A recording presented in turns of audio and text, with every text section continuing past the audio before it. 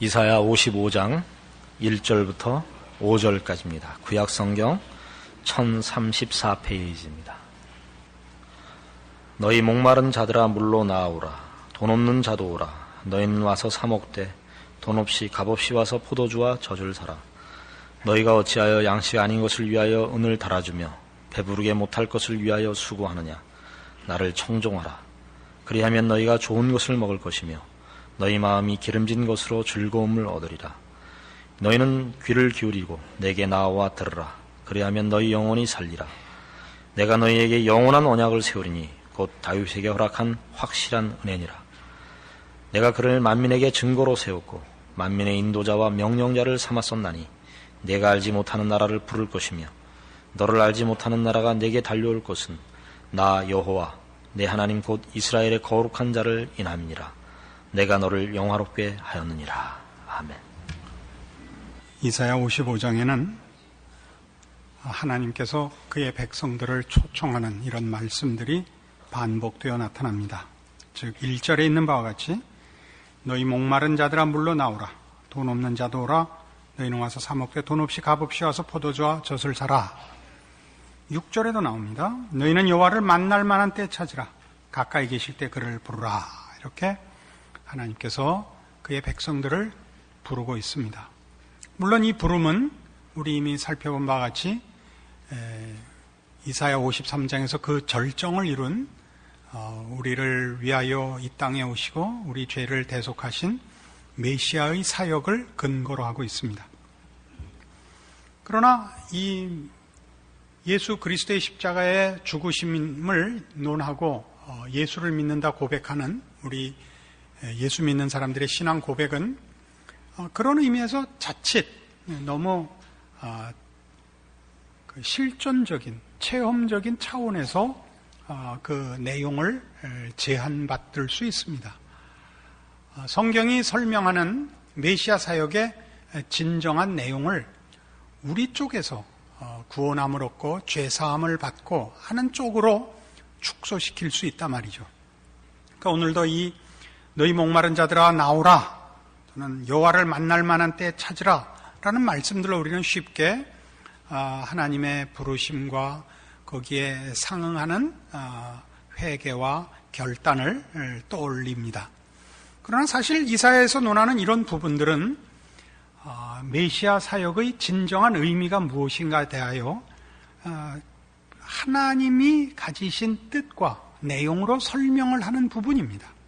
우리는 너무 우리의 필요나 체험에 열중해서 조금 전체를 보는 눈을 방해받는지도 모릅니다. 이 초청은 말하자면 3절에서 보시는 바와 같은 이런 말씀으로 설명됩니다. 너희는 귀를 기울이고 내게 나와 들으라. 그리하면 너희 영혼이 살리라. 내가 너희에게 영원한 언약을 세우리니 곧 다윗에게 허락한 확실한 은혜니라. 다윗의 언약으로 설명을 합니다. 내가 그를 만민에게 증거로 세웠고 만민의 인도자와 명령자를 삼았었나니 네가 알지 못하는 나라를 부를 것이며 너를 알지 못하는 나라가 네게 달려올 것은 나 여호와 네 하나님 곧 이스라엘의 거룩한 자를 인함이니라. 이렇게 설명을 합니다. 그러니까 이 초청은 너희 목마른 자들아 내게로 오라 라는 이 초청이 우리의 필요시며 우리의 답이며 우리의 상급이며 우리의 구원이신 하나님께 우리가 돌아와야 하는 당연한 내용을 품고 있습니다. 그러나 그것보다 큰 내용으로 답이라 말이죠. 그걸 이해하기 위해서 우리는 다윗의 언약을 추적할 필요가 있습니다. 구약성경 473페이지 사무엘하 7장에 가봅시다.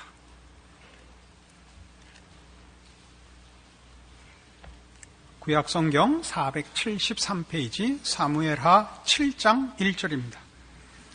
여호와께서 사방의 모든 대적을 파하사 왕으로 궁에 평안히 거하게 하신 때에 왕이 선지자 나단에게 이르되 볼지어다 나는 백향목궁에 거하거늘 하나님의 궤는 휘장 가운데 있도다. 나단이 왕께 고하되 여호와께서 왕과 함께 계시니 무릇 마음에 있는 바를 행하소서. 그 밤에 여호와의 말씀이 나단에게 임하여 가라사대 가서 내 종 다윗에게 말하기를 여호와의 말씀이 네가 나를 위하여 나의 거할 집을 건축하겠느냐. 내가 이스라엘 자손을 애굽에서 인도하여 내던 날부터 오늘날까지 집에 거하지 아니하고 장막과 회막에 거하며 행하였나니 무릇 이스라엘 자손으로 더불어 행하는 곳에서 내가 내 백성 이스라엘을 먹이라고 명한 이스라엘 어느 지파에게 내가 말하기를 너희가 어찌해 나를 위하여 백향목집을 건축하지 아니하였느냐고 말하였느냐.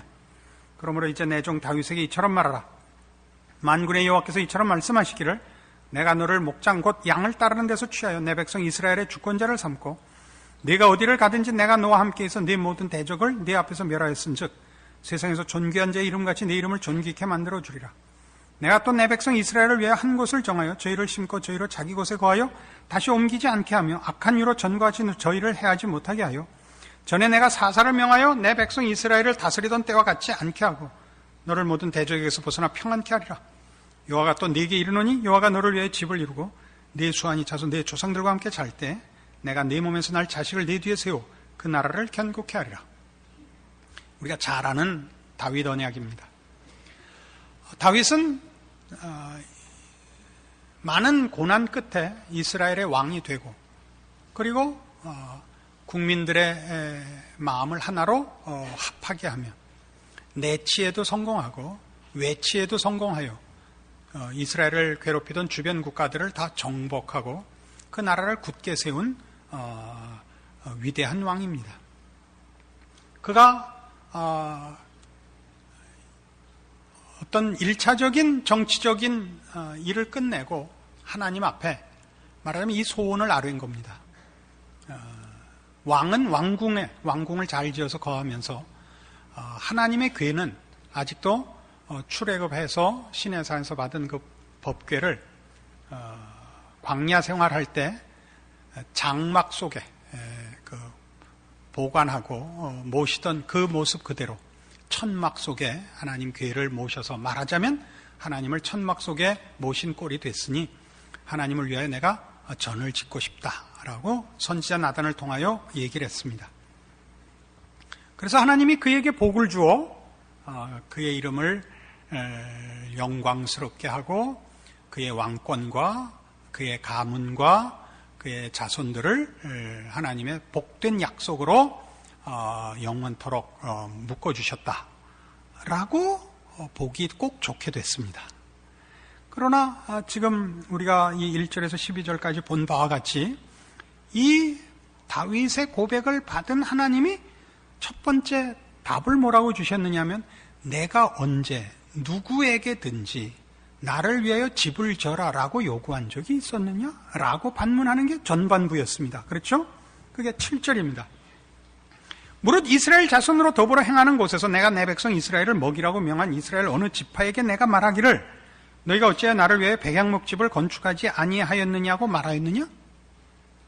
그럼 이제 다윗에게 그러나 다윗은 진실하고 그 신앙이 좋으니까 그 진심을 받으사 그러나 너한테만은 내가 그럼 집 짓는 걸 허락하겠다. 그러려면 접속사가 그러나여야죠. 근데 8절은 그러므로거든요.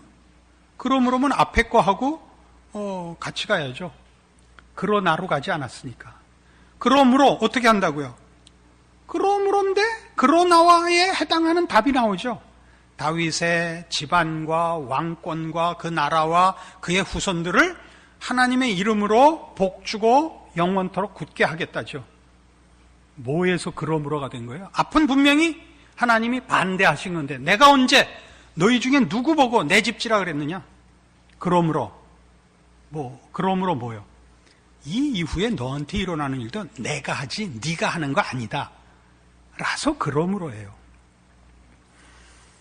기독교라는 것은 말이죠, 우리 사람들이 가지는 본성적인 종교관하고 어디서 차이가 나느냐? 여기서 차이가 나요. 인간들이 만드는 종교라는 건 신이 능력은 갖고 있지만 분별이 없는 자들이거든요. 그래서 신한테 필요한 걸 주고 자기가 필요한 걸 얻어오는 것이 자연인이 만든 종교관입니다. 그래서 신을 감동을 시켜야 돼요. 자기가 뭘 갖고 싶으면. 그래서 말하자면 뭐라 그래요? 치성을 드리죠. 신이 감동하도록 내가 원하는 걸 얻기 위해서 신이 감동할 제물을 바치든가 아니면 감동하도록 내 몸을 불살라서 그 돌부처라도 돌아앉게 만들어야 내가 원하는 걸 얻죠. 그러나 지금 성경이 하는 얘기는 이겁니다. 기독교 신앙이라는 것은 하나님과 우리 사이에 무슨 조건을 주고받는 대목이 하나도 없습니다. 내가 하지 않았느냐? 언제 너희 보고 나를 어떻게 내 필요를 채우거나 나를 돕거나 어떻게 나한테 뭘 하라고 먼저 원인을 제공하라고 한 적이 내가 있었느냐? 언제나 내가 먼저 했지. 그리고 끝도 내가 줬지. 마찬가지로 네가 나를 위해서 할 일이 있는 것이 아니라 내가 널 위해서 할 일이 있을 뿐이다. 네가 나한테 이런 기특한 생각을 가져서 이 복을 주는 것이 아니고 내가 너를 불러 세우고 네게 복을 주기로 내가 작정했기 때문에 이 약속을 하는 것이요. 이 약속의 근거는 나다. 이게 말하자면 다윗 언약의 핵심입니다. 내가입니다. 너희가가 아니고 내가. 이 부분은 성경이 얼마나 중요한 문제냐면 창세기 12장에 가보십시다.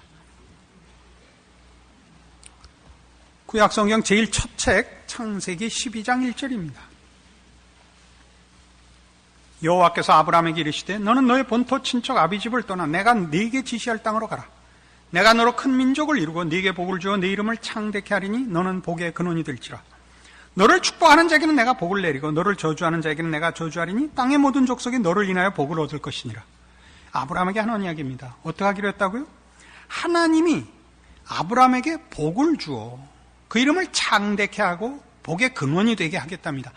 내가 너로입니다. 내가 너로 큰 민족을 이루고 내가 네게 복을 주어 내가 네 이름을 창대케 하리니 너는 복의 근원이 될지라죠. 너를 축복하는 자는 네가 복 주고 너를 저주하는 자는 네가 벌을 주는 것이 아니라 내가 너를 축복하는 자는 내가 복 주고 너를 저주하면 내가 벌을 내린다죠. 이게 아브라함과 한 약속입니다. 17장에 가면 좀 더 분명해집니다. 17장 1절 아브라함의 99세 때에 여호와께서 아브라함에게 나타나서 그에게 이르시되 나는 전능한 하나님이라 너는 내 앞에서 행하여 완전하라. 내가 내 언약을 나와 너 사이에 세워 너로 심히 번성케 하리라 하시니 아브라함이 엎드린데 하나님이 또 그에게 일러 가라사대 내가 너와 내 언약을 세우니 너는 열국의 아비가 될지라. 이제 후로는 네 이름을 아브라함이라 하지 아니하고 아브라함이라 하리니 이는 내가 너로 열국의 아비가 되게 함이니라. 내가 너로 심히 번성케 하리니 나라들이 네게서 쫓아 일어나며 여러 왕이 네게로 쫓아나리라. 내가 내 언약을 나와 너와 네 대대 후손의 사이에 세워서 영원한 언약을 삼고 너와 네 후손의 하나님이 되리라. 내가 너와 네 후손에게 너의 우거하는 이 땅 곧 가나안 일경으로 주어 영원한 기업이 되게 하고 나는 그들의 하나님이 되리라. 너는 이렇게 될 것이라죠. 내가 너로 그렇게 만들고 너와 네 자손의 하나님이 되리라. 이것이 성경의 신앙의 본질입니다. 그러니까 기독교가 말하는 믿음이라는 것은 조건으로서 있질 않습니다. 내가 나한테 이렇게 저렇게 하면 내가 너한테 이렇게 저렇게 잘하게 주겠다가 아닙니다. 그러니까 하나님이 우리가 하는 꼴을 보고 우리가 하는 걸 따라서 상을 주고 벌을 주는 것이 기본이 아닙니다. 그래 보이는 데가 있습니다. 그건 훈련과 교육으로서 그렇습니다. 방법으로서 그렇지 내용으로서 그렇지 않습니다. 하나님은 우리에게 복을 주기로 약속하시되 그 약속의 이유가 당신의 긍휼과 자비와 사랑입니다. 이것이 기독교입니다. 그러니까 믿음이라는 것은 내가 하나님 말씀을 따르는 것이요 하나님께 순종하는 것을 믿음이라고 하지 하나님께 복을 받는 방법과 조건으로서는 등장하지 않습니다. 조금 있다가 좀 더 구체적으로 잘 설명을 해드리겠습니다. 오늘 4부 예배 오도록 아무도 알아듣질 못해서 이렇게 애를 쓰고 있습니다. 여러분 중에서는 혹시 이해를 못하더라도 눈치껏 알아들은 듯한 표정이라도 좀 지어주시길 바랍니다. 로마서 4장에 가면요 신약성경 244페이지입니다. 이 아브라함 언약 사건을 이렇게 구원 문제에서 인용합니다. 로마서 4장 신약성경 244페이지 13절입니다. 4장 13절 아브라함이나 그 후손에게 세상의 후사가 되리라고 하신 언약은 율법으로 말미암은 것이 아니요 오직 믿음의 의로 말미암은 것이니라. 만일 율법에 속한 자들이 후사이면 믿음은 헛것이 되고 약속은 폐하여졌느니라. 율법은 진노를 이루게 하나니 율법이 없는 곳에는 범함도 없느니라. 그러므로 후사가 되는 이것이 은혜에 속하기 위하여 믿음으로 되나니 이는 그 약속을 그 모든 후손에게 굳게 하려 하심이라. 율법에 속한 자에게뿐 아니라 아브라함의 믿음에 속한 자에게도니 아브라함은 하나님 앞에서 우리 모든 사람의 조상이니라. 후사가 되는 이것, 후사가 뭐야? 아브라함의 후사, 아브라함의 후손이 되는 것을 말합니다. 아브라함의 후손이 된다는 건 아브라함을 하나님이 복주기로 약속하셨고 하나님이 아브라함의 하나님이 되겠다고 하셨기 때문에 아브라함과 그의 후손이 되는 것, 아브라함의 후손이 되는 건 하나님의 복받는 자녀가 되는 것을 말하죠. 후사가 되는 이것이 율법에 속하지 않고 은혜에 속했다는 거죠. 왜 은혜에 속했느냐? 은혜에 속하기 위해 믿음으로 되나니 이는 그 약속을 그 모든 후손에게 굳게 하려 함이라. 굳게 하려 함이라. 확실하게 하려 함이라. 실패치 않게 하려 함이라죠. 왜요? 율법이라는 것은 우리 보통 법을 얘기하면 규칙을 얘기합니다만 지금 로마에서 다루는 이 구원 문제를 다룰 때 율법이라는 것은 원인과 결과의 법칙을 말합니다. 율법 혹은 행위라고 그러죠. 이럴 때는 율법이라는 것은 잘하면 상 받고 못하면 벌 받는 것이 법입니다. 본인이 한 대로 대가를 받는 것이죠. 믿음은 뭡니까? 원인이 없이 결과를 받는 것을 믿음이라고 하죠. 그래서 그걸 다른 표현으로 쓸 때 은혜라고 하는 겁니다. 은혜가 뭐죠? 자기가 하지 않은, 자기가 그 결과를 얻을 이유가 없는데 결과를 얻는 것, 그 상을 받는 것을 은혜라 그러죠. 다른 말로는 선물이라고도 합니다. 이해하시겠죠? 그럼 보세요. 하나님이 아브라함과 그의 후손에게 약속하기를 내가 네게 복을 주고 내 이름을 창대케 하고 복의 근원이 되게 하고 너와 네 자손의 하나님이 되리라고 약속했는데 이 약속은 은혜와 믿음의 방법으로 했지 법으로 하지 않았다고요. 왜요? 법으로 하면 상대방이 조건과 원인을 지켜내지 못하면 이 약속이 폐기된단 말이에요. 그래서 이 약속을 굳게 하기 위하여 이 약속이 폐기되거나 실패되지 않게 하기 위해 어떻게 했다고요? 은혜에 속하게 했다니까요. 믿음에 속하게 했다고요. 무슨 말이에요? 모든 원인과 이유를 하나님이 지기로 했다고요. 하나님만이 이 약속의 원인과 이유와 조건이 되기로 했다고요. 그것을 우리는 지금 다윗 언약에서 받고 다윗 언약에서 한 얘기가 뭐예요? 나를 위해서 집을 짓겠다고? 말하자면 기독교 믿음, 하나님을 믿는 믿음에 너희 쪽에 원인과 조건이 있는 게 있다고? 이렇게 따진 거예요. 그래 본 적이 어디 있느냐? 언제나 내가 시작했고 내가 주었고 내가 결과했지. 그러니까 마찬가지로 너도 내가 너로 복된 가문과 왕권과 나라의 약속의 인물로 삼으리라. 이렇게 아까 다윗 언약을 본 거예요. 아브라함 언약은 어땠어요? 아브라함에게 한 약속, 아브라함이 어겼거든요. 내 몸에서 후사를 주겠다 했는데 하갈 사이에 이스마엘 나왔고 그래 17장에 하나님이 다시 나타나신 거예요. 아브라함이라 내 이름을 지어라. 아직 자기 애가 없어요. 열국의 아비예요. 열국. 10명의 아비라 그래도 말이 안 되는데 19의 아비라. 열이 열십자 아닙니다. 그건 무슨 열자입니까? 나라비 열입니다. 나라비라 그러나? 하여튼 여러 열. 그 아비가 되는 거예요. 내가 너로거든요. 내가 너로. 그러니까 지금 메시아가 오셔서 우리 죄를 위하여 대신 죽으시고 나를 구원하셨다. 그러지 말라는 거예요, 지금. 그 체험적으로 맞는데, 하나님이 과연 이런 하나님이시구나. 그 약속을 지키시며, 우리의 못난 것, 이스라엘 역사를 보면 지금 이사야라는 그 역사적 배경을 놓고 보면, 스스로는 바벨론 포로밖에 초래할 것이 없는 실력과 위치의 인간에게 하나님의 은혜를 입고 하나님을 아는 지식을 갖고 있음에도 불구하고 외면하고 배반하고 스스로 심판을 자초한 이 백성에게 하나님은 그 약속을 지켜 찾아오신 손길이거든요. 구정물에서 건져내는 거 아닙니까? 메시아를 보내서. 그러니까 메시아 사역이라는 것은 하나님의 이 신실하심과 은혜로우심과 거룩하심의 손길로서 먼저 기억이 돼야 되는데 우리는 하나님이 우리를 위해서 메시아를 보내서 한번 싹 지워줬어. 예? 이제부터 더 이상 옛날 죄는 묻지 않겠다. 좋다, 지운다. 그러나 앞으로는 알아서 겨라. 이렇게 들어와 있다고요.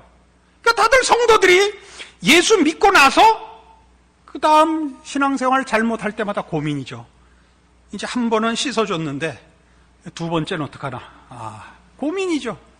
내가 지금 이 신앙생활하는 이 수준을 갖고 내가 신자라고 말을 해야 되나? 그럼 또 아닌가?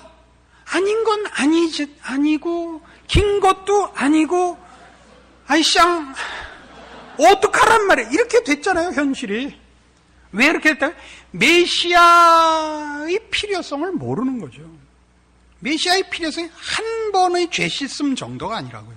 다음 주에 이 부분은 더 중심으로 다루겠습니다만 오늘 확인하는 게 이거예요. 16절 다시 봐요.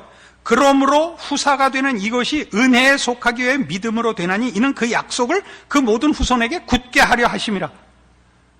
이해하시겠어요? 이제 그 말이 뭔지? 제가 잘 설명했다고는 느끼지 않지만 그래도 이만큼은 알아들어야 돼요. 아까 얘기했잖아요. 알아들은 듯한 표정을 짓는다. 아멘. 이 옆구리 찔러, 옆구리가 뭐예요? 갈비뼈 흔들어 아멘 받기예요, 완전히. 이게 기독교입니다. 아니, 하나님이 이런 분이시란 말인가? 이게 기독교입니다. 이런 기회가 생겼구나. 이거 아닙니다. 그 정도는 아니에요. 예수를 믿으면 되는구나. 회개하면 되는구나. 정말, 아니, 하나님이 이런 분이시라니. 하고 까무러치 하고 못 깨놔야 돼요. 그게 기독교예요. 그게 기독교 신앙이에요. 그래서 앞에 로마서 3장에 구원을 논하는 부분을 다시 보세요. 구원을 어떻게 설명하느냐? 21절, 3장 21절. 이제는 율법에 하나님의 한 의가 나타났으니 율법과 선지자들에게 증거를 받은 것이라. 곧 예수 그리스도를 믿음으로 말미암아 모든 믿는 자에게 미치는 하나님의 의인이 차별이 없느니라. 모든 사람이 죄를 범하였으며 하나님의 영광에 이르지 못하더니 그리스도 예수 안에 있는 구속으로 말미암아 하나님의 은혜로 값없이 의롭다 하심을 얻은 자 되었느니라.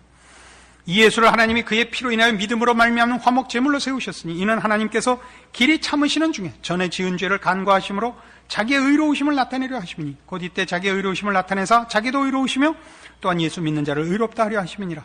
그런즉 자랑할 데가 어디냐? 있을 수가 없느니라. 무슨 법으로냐? 행위로냐? 아니라 오직 믿음의 법으로니라.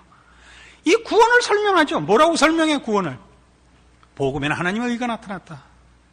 예수 그리스도로 말미암아 우리 모두가 하나님의 자녀되는 구원을 얻었다. 그리고 뭐라 그래요?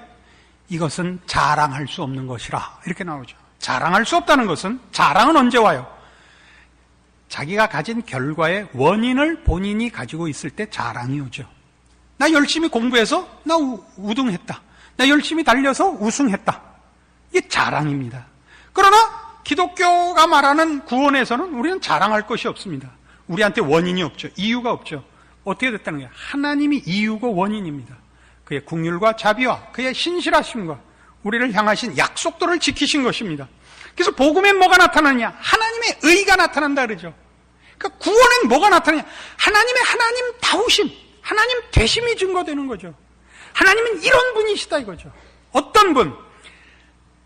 자기의 형상대로 지은 우리 인간, 그의 창조물에 대하여 끝까지 그의 약속과 그의 하나님 된 창조주로서의 책임을 지키시는 분이라고 얘기할 수 있습니다.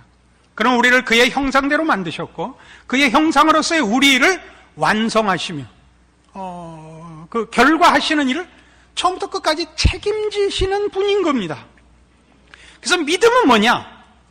이 하나님을 알고 하나님께 순종하는 겁니다. 여기서 말하는 순종은 무슨 조건이나 선택의 문제가 아니라 우리는 하나님의 작품이고 하나님의 형상대로 지음을 받았기 때문에 하나님의 것으로가 아니고는 우리라는 존재의 가치와 내용을 채울 수가 없습니다. 그러니까 우리가 믿음이라는 말을 할 때 하나님을 믿으면, 하나님을 선택하면 하나님이 상 주고 하나님을 외면하면 벌 받고 라는 것은 교훈적 표현이라고 아까도 그랬죠. 교훈적 표현이고 우리는 하나님께 붙어 있을 때만 진정한 하나님의 실력으로, 하나님의 신적 지혜와 능력으로 만든 인간의 참다운 가치를 누립니다. 그걸 벗어나 있는 건 그것 자체로 벌입니다. 또 벌 줄 필요가 없습니다. 지렁이가 뜨거운 여름날 아스팔트 위에 나와 있으면 그것 자체로 벌입니다.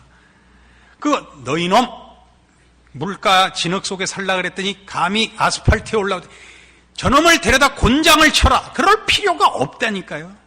아시겠어요? 지금 우리가 가지는 신앙상의 최고의 문제가 그거 아닐까요? 우리 중에 누구는 말씀을 따라 하나님의 뜻을 따라 신앙생활을 잘하는 사람이 있을 겁니다. 그게 이미 보상입니다. 그게 복입니다. 그때 인간은 비로소 참다운 인간의 모습과 내용과 무슨 자랑을 가집니다. 그게 가장 영광스럽습니다. 멋있고. 그러지 않으면 그는 병신이고 못 먹을 거 먹고 못 입을 거 입고 못할 짓 하고 있는 그것 자체로 이미 파괴되었고 더러움에 처해져 있는 벌을 받고 있는 중입니다. 그러니까 내가 신앙생활 잘하면서 옆 사람한테 너의 신앙생활 그따위로 해 라고 말하는 이유는 뭐냐 하면 이것 갖고 보상을 받은 줄 몰라서 나오는 표현이죠. 하나님의 말씀을 따라 신앙을 따라 사는 것 자체가 이미 복인 줄 모르니까 안 하는 놈하고 비교해서 확인을 하려고 그러죠. 자꾸 제 눈 떴대요. 그렇게 얘기하잖아요. 응? 보상을 이미 받았는지 모르니까. 마찬가지로 우리 이 잘못 가고 있는 자들도 말씀을 따라 신앙생활 하고 있지 않으면 이미 벌을 받고 있는 것인데 어떻게까지 생각하냐면 벌을 또 받아야 된다고 생각하죠. 하나님은 그렇게 안 하세요. 하나님은 잘못한 사람 골라서 패는 걸 취미로 갖고 계시지 않습니다. 죄 짓는 걸 안타깝게 생각하십니다. 신앙은 이렇게 나눌 수 있습니다. 여러분이 말씀을 따라 삶으로써 신자된 복을 확인하며 누리며 사는 믿음 생활이 있고 말씀을 따라 살지 못하면서 내가 이렇게 살면 안 되지라면서 전전긍긍 절망, 비탄, 안타까움을 가지는 것도 신앙입니다. 근데 왜 이런 차이가 있냐? 철이 드는 것과 같습니다. 철이 드는 것하고 똑같습니다. 어려서 여러분 클 때 어떻게 철 들었어요? 나이 들어서 듭니다.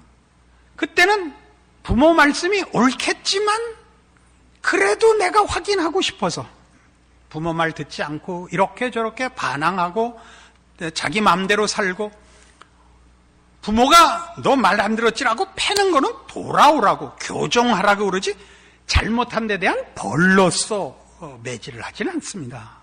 모르죠. 심심해서 그럴 수 있는지는. 그래서 나중에 나이 들어서 이제 자식이 커서 그러죠. 옛날에 부모님 참 불효막심하게 산 것 참 죄송합니다. 이렇게 부모님 오래 살아주시고 이렇게 지켜봐 주셔서 감사합니다. 그러면 부모 거봐 임마 그때 내가 말 들으라 할 때 빨리 들었으면 얼마나 서로 좋았어. 이렇게 말하는 부모 없어요. 다 뭐라 그래요. 야 네가 그런 말 해주니까 고맙다. 내가 너 기른 보람이 있다. 그러는 거예요. 부모 자식 간에도 하나님을 그렇게 상벌 심판위원장으로 보지 마세요. 하나님은 우리의 복을 위하여 우리보다 훨씬 우리를 위하고 안타까워하는 분이에요. 그러니까 여러분이 지금 신앙생활을 못하고 있으면 하나님이 그러세요. 철들 날이 있지. 끝까지 그렇게는 내가 놔두지 않지. 그러니까 여러분들도 하나님 제가 철이 없어서 지금 이게 정답인 줄 알지만 아직 실력이 거의 못 미쳐서 이러고 있습니다. 조금만 더 기다려주시면 제가 돌아가겠습니다. 그리고 혹시 제가 정신 못 차리거든 그래서 꿀밤 한 대 줘 박아주십시오. 그거 신앙입니다. 다들 그 부분은 난 모르는 부분인데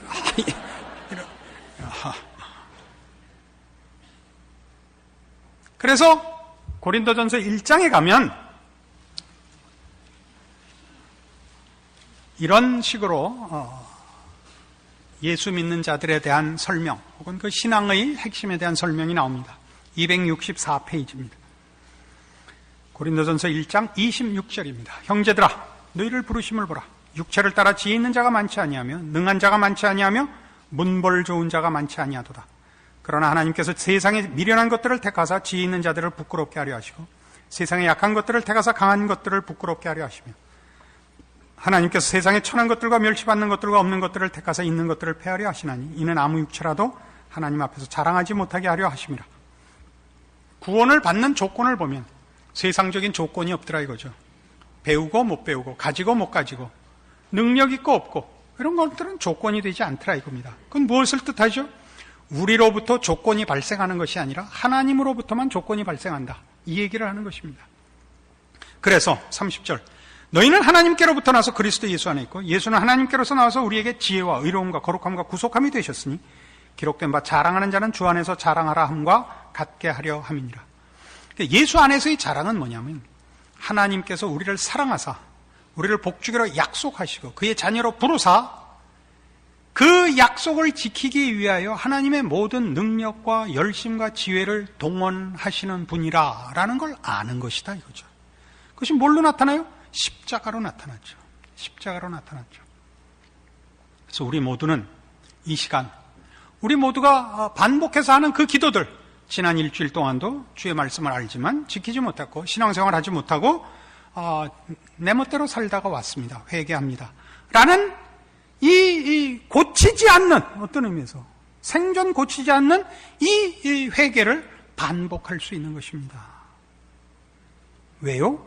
하나님께서 기어코 우리를 하나님의 자녀답게 하실 것이며 우리에게 돌이키며 확인하며 항복하는 시간으로서 우리에게 기회를 주신 것을 믿기 때문입니다.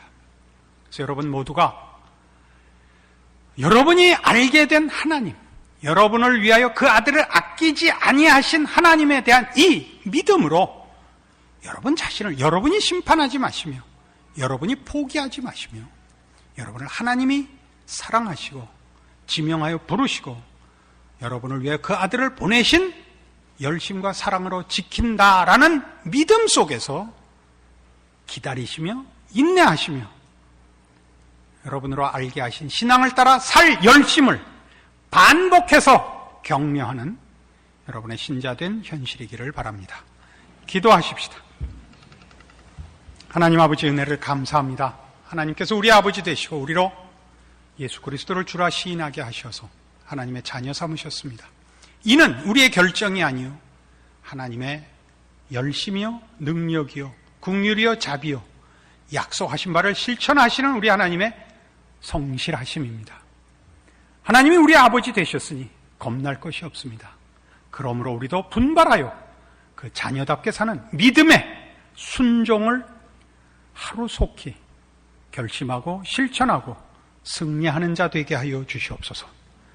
지금은 우리 주 예수 그리스도의 은혜와 하나님 아버지의 극진하신 사랑과 성령님의 교통하심이 하나님을 아버지라 부르며 예수 그리스도를 믿노라 고백하는 우리의 신앙 고백의 큰 것들 하나님이 우리의 아버지 되는 것을 인하여 감사와 자신과 믿음으로 돌아가는 심령들 위해 영원토록 함께 있을지어다.